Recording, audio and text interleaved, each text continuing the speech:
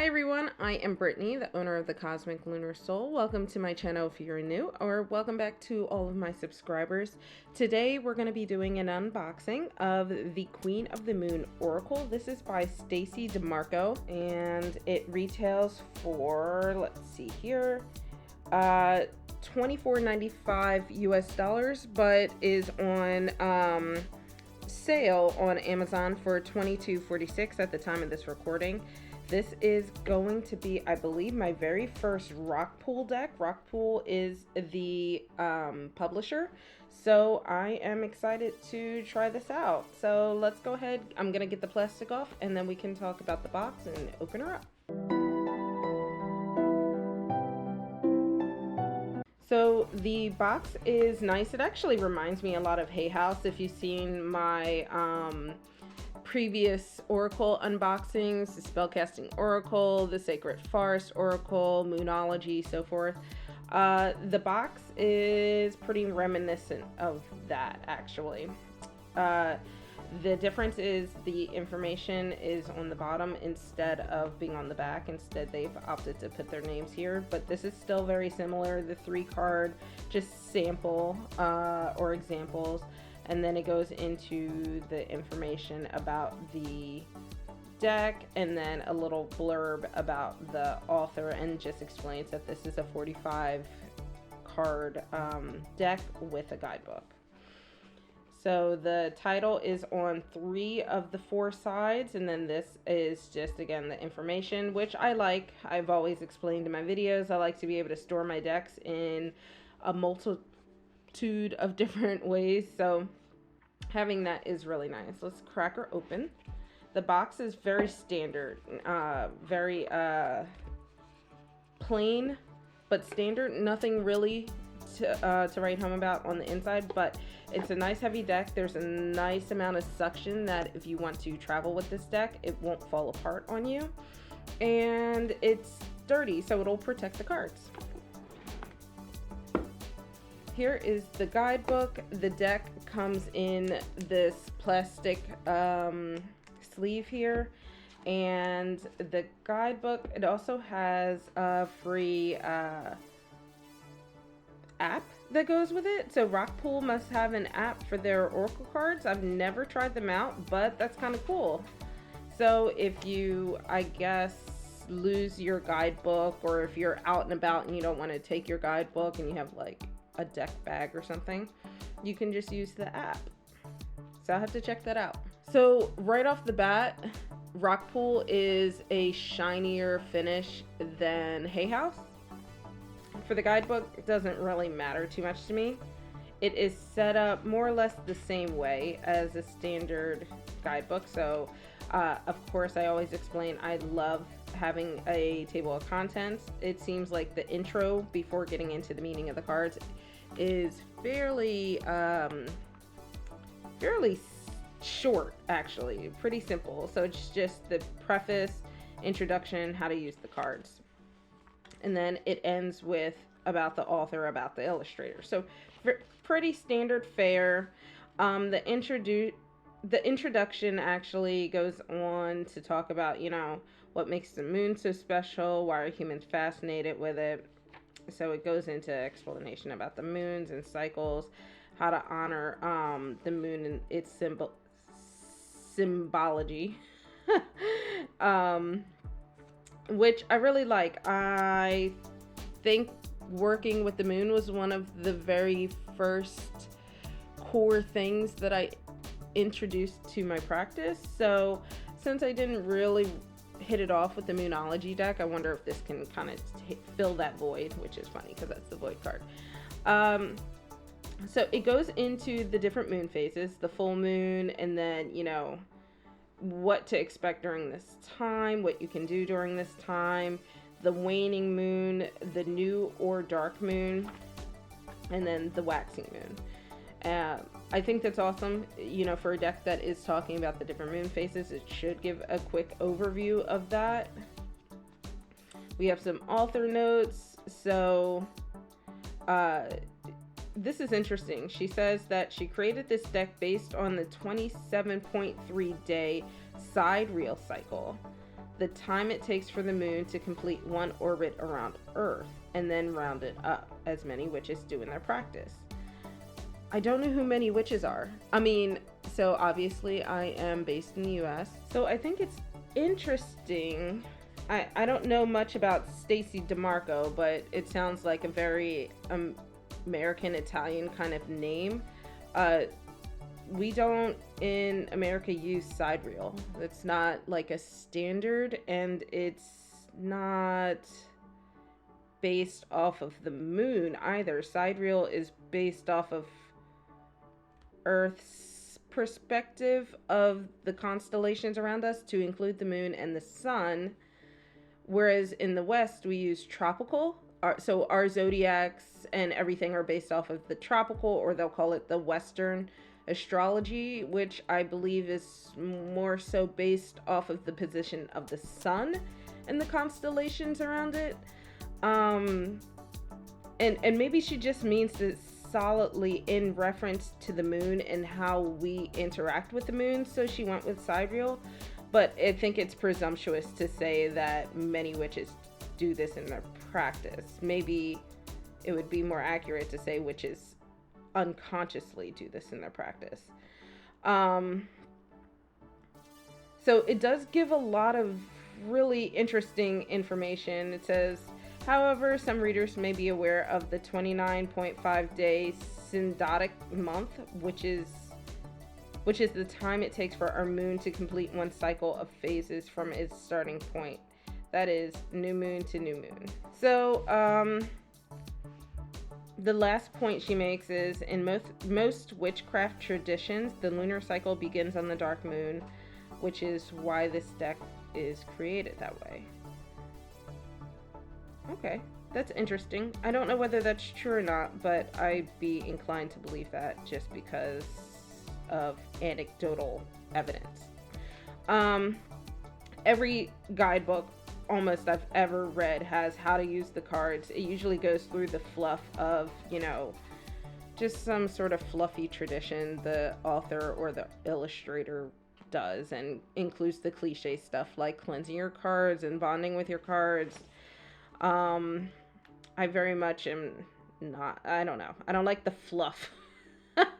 But it's nothing against this guidebook. I'm just venting, guys. So,